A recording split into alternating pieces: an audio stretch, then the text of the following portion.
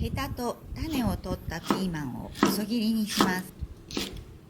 フライパンに油を大さじ1入れて温め、ピーマン、コーン、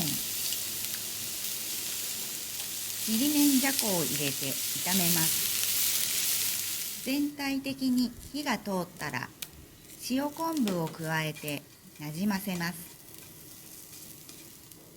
これで本日の献立ピーマンとコーンのじゃこ入り炒めの完成です。